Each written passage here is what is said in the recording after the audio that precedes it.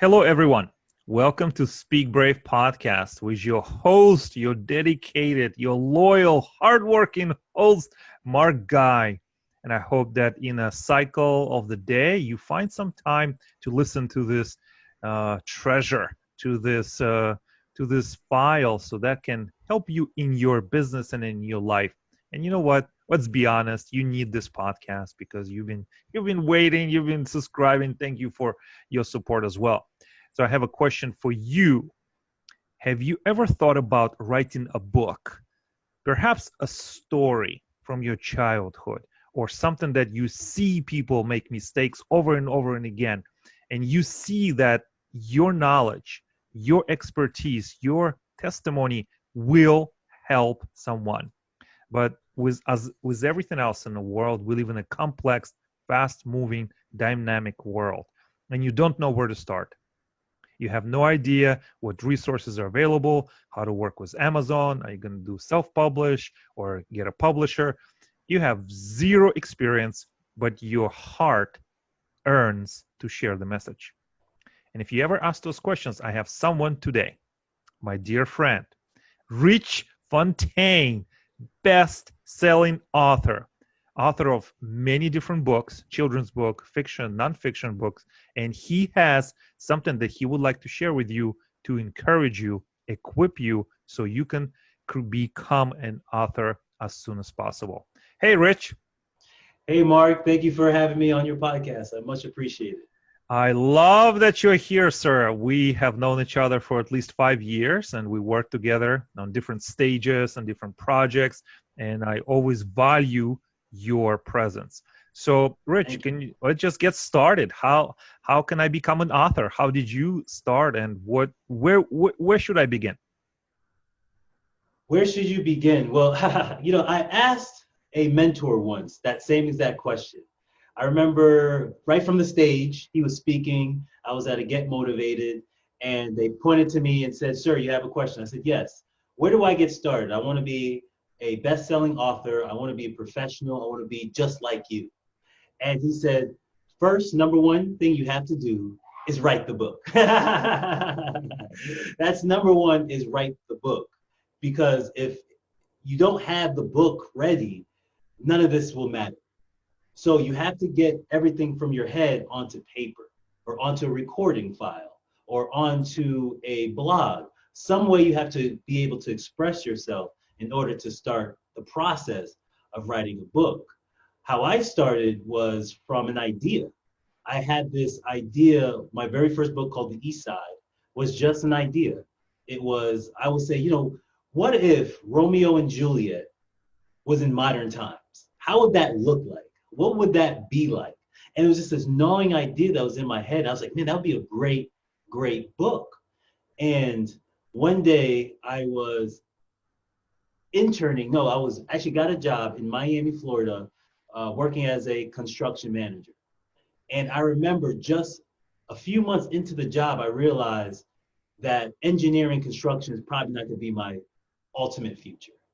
Just sitting in a cubicle all day, dealing with people that I didn't really like and they didn't really like me, it just doesn't seem ideal to me. So I did the first step. I just started writing. I took my notebook, a five-star notebook, no affiliation, and I just started writing. I just started writing every chapter, and I just started spilling this idea onto the page. Now, was it the grandest, the best thing that ever since sliced bread to come out? No, it was a manuscript. So it was raw, it was rugged, but I believed in it. I truly, truly believed in it. And so I started to shop it around. And I shopped around various publishers. They all said no. They all said, no, we're not interested. We're not interested. I actually only went to only one that was interested, but I ended up finding out years later that there was a scam. And the funniest things about intuition, I know this is not the topic, but always follow your gut. Something told me before I was about to sign the contract, and something told me, no, Rich, this is not for you. Even though how bad I wanted it to come to reality, I just followed my gut. And so I didn't sign the contract. And I started working at a K Jewelers because I ended up leaving that construction job. Actually, I'm getting fired. Long story, we're not going to go there. And I remember sitting at K Jewelers thinking, this ain't my life either. And I had to do something. I had to make a step. I had to take on the challenge of my own life and take my life into my own hands. So I went to a print shop and I said, hey, I just want to print out my manuscript. And the printer said, okay, what are you printing? I said, I'm printing out a novel. They said, really? I explained the novel. They said, yeah, that sounds really good. I said, thank you. He said, did you know that there's a publisher, local publisher, 2 miles from here? I said, no, I have no idea. He said, you should go talk to him. So I took my manuscript to him. Guy was a really good guy, Jamaican. And he read the book and he said, Rich, I like it, but it needs some help. I said, okay, that's great. I said, teach me, show me. He said, all right, I'm gonna help you edit and proofread this book, which he did. And he ended up publishing it. And that kind of just started me on the path. But it all started from just taking the idea from my head onto notebook paper. Mm, mm, mm, mm. I love this story, Rich. I never knew that you worked as a construction manager in Miami, and then Yep. you also worked as someone in a K Jewelers. Yep. That's a very diverse experience. Yes, I have a lot of different works experiences. Yeah, And I'm sure you have stories to tell about this. too Okay, many, so too many? too many stories. Well, My life has been an experience, just to say the least. yeah. So let's just let's explore a little bit more. So Sure. what the name of that book was at East Side, right? Is that The East Side, yes, correct. I remember that book. And then you have published several others since that time, isn't that right? Correct, correct. So So, take life us through that. happens when, go ahead. So take us through that. Sure, sure. I truly believe life happens when you make a decision. From that moment, once I came out with the book, I was finally published. I had a big book launch event, which actually did fairly well for a first-time author. And that was just the kind of the kick in the pants, say the least, to say, this feels good. This is where I want to be. This is the life that I want to have. And I started getting into my next book. But what happened was I had some rough times up to that point, and what led to that book, for me to finally make a decision, was learning self-development. I started learning from people like Jack Canfield and Robert Greene and Abraham Hicks and all these great mentors, Les Brown. And I started really believing in myself. And so when I saw the magic of what happened when I finally started believing in myself, I started to realize I was doing certain things that I wasn't doing before. I was thinking in a certain way that I wasn't thinking before. I was acting a certain way that I wasn't acting before. And when I made the shift, that's when I started to see life start to change for me. And so my second book was called Destiny on Purpose. I realized that I was doing things that were creating success in my life. It wasn't random, it wasn't luck, it was actually by law. But there's laws in the universe that create success. So I created a book called Destiny on Purpose, which led in, when I wrote the book, I didn't know what I was going to do with it. It was really like my own life notes, to say. So I took all the great books, all the great knowledge. I read the top 25 books of self-development that, if you go to the list, what's the top 25 books? I read all of them. And I started reading even more and more and more. So I read about 50 books in 1 year. Mm, And I just had all this knowledge in my brain. And I just started writing it all down on paper, which led to me to the 20 Laws of Success and led me to Destiny on Purpose, just a manuscript. And I had an idea, again, life happens, where I had an inspired action, which I talk about in my book. But inspired action basically means when a thought comes to you that you know is not your thought. It's not something that you sat down and say, okay, let me get a pen and paper and let me think about this. What am I going to do next? It's not that. It's like you're literally in the shower and an idea pops in your brain. I was driving to the gym. I remember I parked my car and an idea popped and said, you should have Les Brown write the foreword for your book. mm, Now, I knew it wasn't my own thought. Why? Because that's an outrageous thought. I don't know Les Brown at the time. I didn't know how to get in touch with him. He was just, this is this big legend. And I'm like, how am I get Les Brown to do anything for me, let alone write my foreword? And so I just said, so usually when those ideas come, people tend to say, that's impossible and just forget about it. But what I've learned from my self-development is when you get an idea like that, go for it. And so I called my wife at the time, with my girlfriend, and said, I want to get Les Brown to write my foreword. And she said, let's do it. And she's a very big, open person as well. She doesn't believe in obstacles. She just said, let's do it. I said, okay. We don't know how, but let's do it. And I promise you, Mark, 2 weeks later, she sends me an email that Les Brown was going to be in Orlando, Florida. I said, get out of town. She said, no, he's going to be here in Orlando, Florida. He's doing a show. We have to go to it. She signed us up. She got us tickets. We went. And that's where I met the great Les Brown. And he was doing an organization. He said, hey, I want you to join my organization. He said, he put me on a contest. He said, if you send me a speech, a 3-minute speech, you can speak with me on stage if you win. About thousands of people sent in their videos, and I was one of the top 20s. Wow. Which was just a blessing. And so I got a chance to meet him, got certified with him through his organization, and he basically sponsored my book. And that's kind of what led to Destiny on Purpose coming out and being Les Brown certified material. But all came from, again, just letting life guide you versus trying to make everything happen. Rich, what a beautiful story. I know you. We see each other almost every day on Facebook and around the community events, but I never had the privilege to hear this origin story about the East Side and Destiny on Purpose. And I was able to work with you a little bit as a MC for Destiny on Purpose. On this, yes. That was back in 2018 or 2017, was it? I don't remember. 2017, I believe. 2017. 2017. Yes. It was a great times. And I know that you're constantly learning. Constantly learning. So if you don't mind, I have two follow-up questions. So you have East Side, then Destiny on Purpose, and you have something else going on with the children's book now you actually wrote and created and launched. And then I have a follow-up question. So tell us about the other projects after the first two. Yes, thank you. The third book was The Nerd Who Saved the Universe. And how that came about was very serendipitous as well. My life is full of serendipitous moments. I wanted to write a book for children. So when I wrote Destiny on Purpose, I knew it was good for adults, but I knew there was kids that had certain issues of becoming more, because I didn't really start the journey till I was really 25 years old, 26, 27. And I for the life of me, I wish I knew the knowledge I knew then back at 16, back at 15 years old, back at 13, 12 years old, where my life would be now if I had the knowledge. And I wanted to share that with kids. And so I had an idea. This was an analytical idea. I told my wife, I said, hey, I want to write a book called Destiny on Purpose for Kids.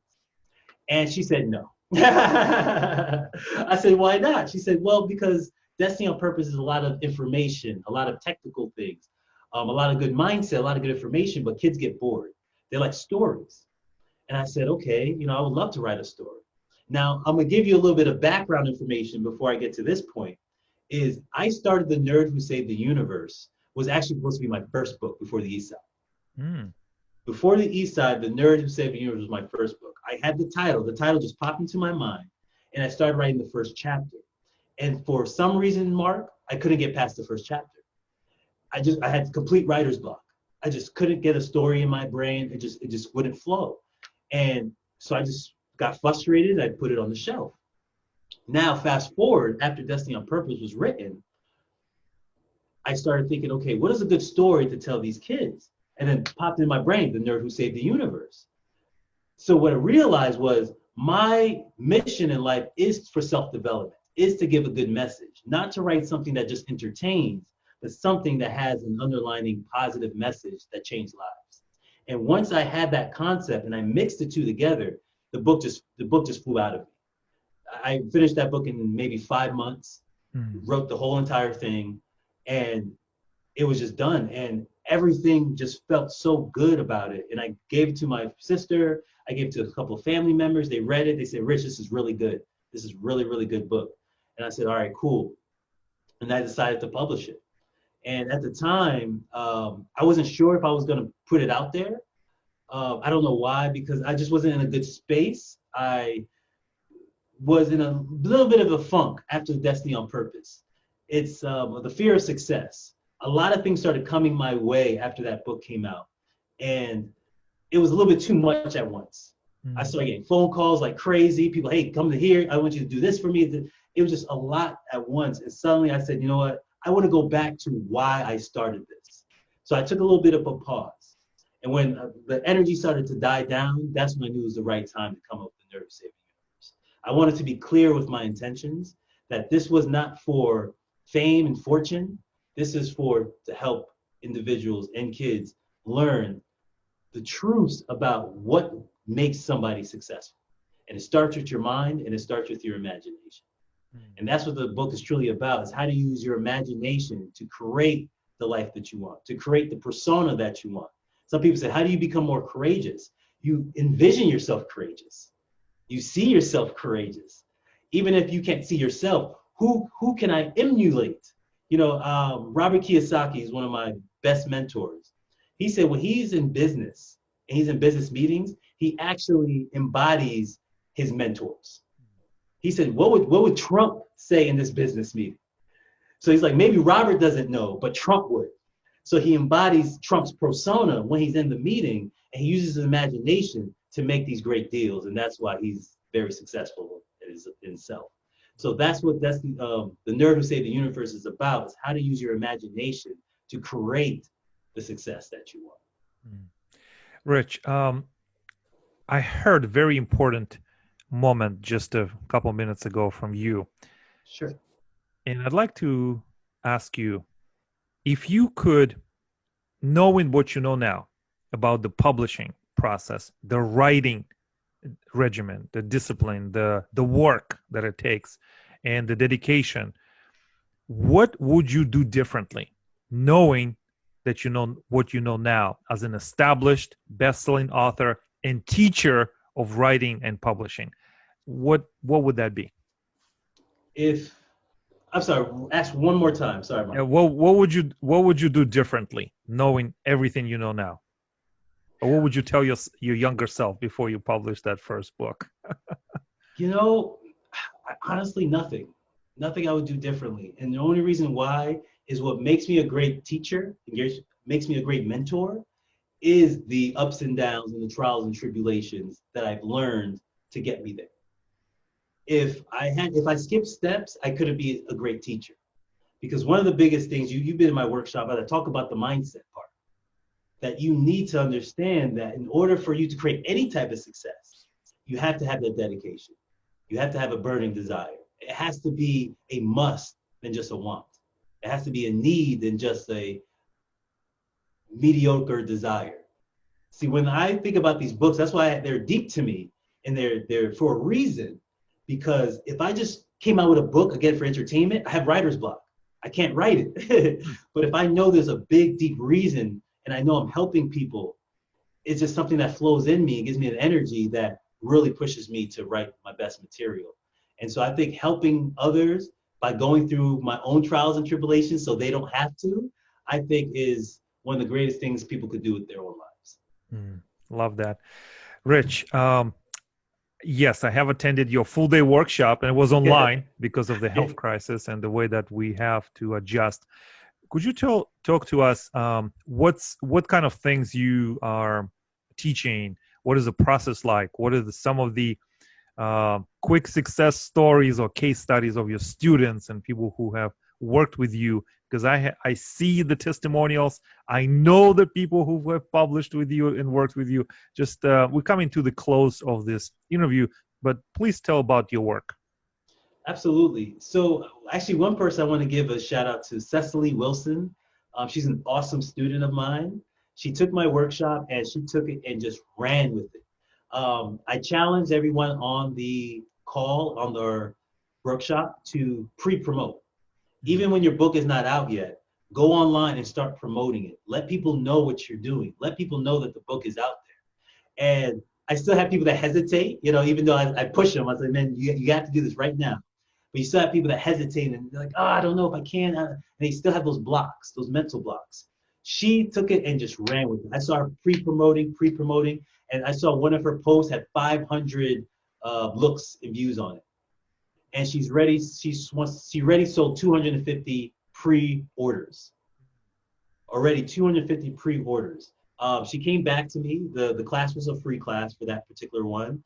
And she came back and asked, hey, can you help me with some promotional items? So I made some promotional items for her that took off.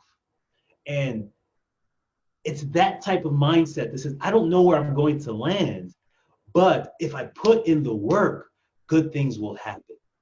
Good things will happen. And so she's just a great testimony that if I just follow what my mentors tell me, that's how I live my life. I have an affirmation I say every morning. I listen to my mentors. So when I have doubt, I say, okay, what will my mentor say? And I just go for it. I just go for it because that's the reason we learn from them is to listen and emulate and take action of what they tell us to do. So what I teach in the course is to take action, is to have a proper mindset, a warrior's mindset, because being an author, there's tons of people selling books, but there's only a select few that actually really make money doing it and become best-selling authors doing it because they have a mindset of, I'm going to do what I need to do to make this happen. I also teach you how to build a brand, which is highly important. Many people are trying to sell things, but they don't really have a brand. And your brand has to be very defined because once you define your brand, you define your audience. And instead of trying to promote, and this is what I told Cecily, instead of trying to promote to everybody, she already had a buzz because she appeared on Steve Harvey's Family Feud several years ago. And I told her, she was like, well, I'm gonna promote to this people. I was like, no. Find out all the people that's already looking at that Steve Harvey clip and reach out directly to them. There's no reason I'm trying to send it to everybody when you already have an audience, you already have a niche, you already have a brand. That interview with Steve Harvey is your brand. And she said, you're 100% right, Rich, you're 100% right. So we stuck to that narrow corridor. And that narrow corridor started helping her get more buzz because she's not trying to sell to everybody. She's trying to sell specifically to her audience. And so that's what we teach is how to get a brand, how to get an audience, how to write more books in less time. I've been featured on 10 books, Mark. Wow. By the end of the year, I have several books that's coming out for the end of the year. So by the end of 2020, I had 10 books underneath my belt. So I can teach you how to write faster, how to have a writing schedule. Because if you don't schedule your life won't happen. Absolutely. You have to schedule your life.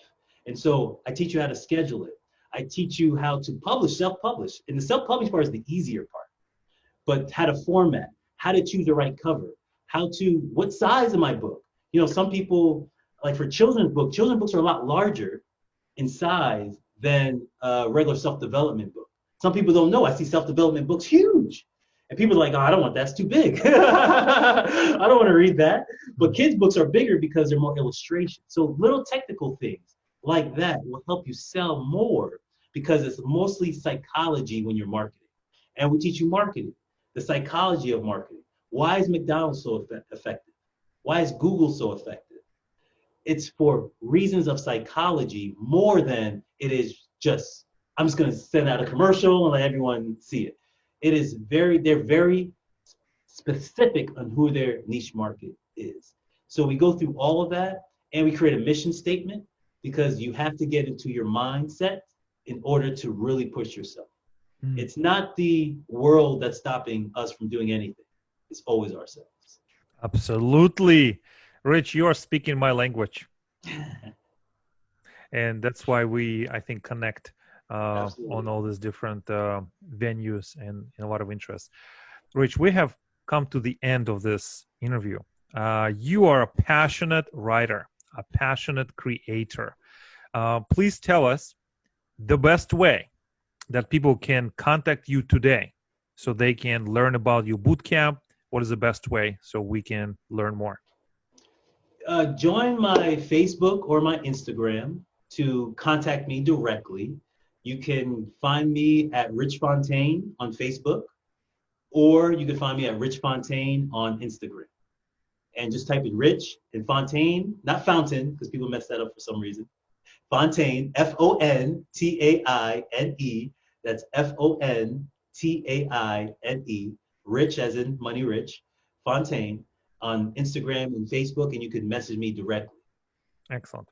And I recommend everyone reach out to Rich and ask him, take an assessment, talk to him about possibility becoming a best-selling author, just like Rich. You will learn, you will be equipped, because I have taken it and I learned so much, and I'm so grateful that Rich is able to do that.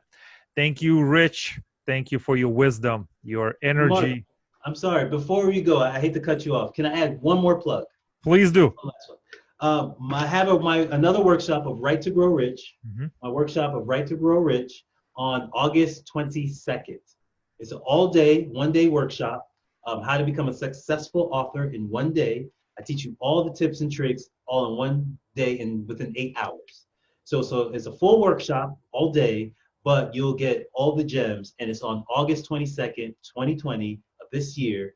Or again, if you reach out to me in those outlets, I can tell you when our following one, if you don't get a chance to come to this one. But Right to Grow Rich, August 22nd. And I will make sure that I will put your social handles and links to this workshop for the August 22nd, 2020, and for the future ones, so that people can contact you without any difficulty, because everyone needs to know about Rich Fontaine. Thank you so much.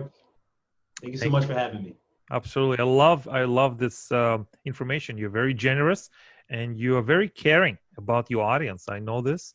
I have experienced it. So I have a very high degree of confidence in your abilities. Thank you. Appreciate it. Thank you, everyone who joined us on this recording, on this session. I hope you are being blessed and inspired and encouraged by the words of wisdom and generosity that Rich has shared with everyone. And there's people right now who have less experience than you, less qualifications than you, but there's a difference. They live in the life that you only can dream of. The difference is they made a decision and took imperfect action.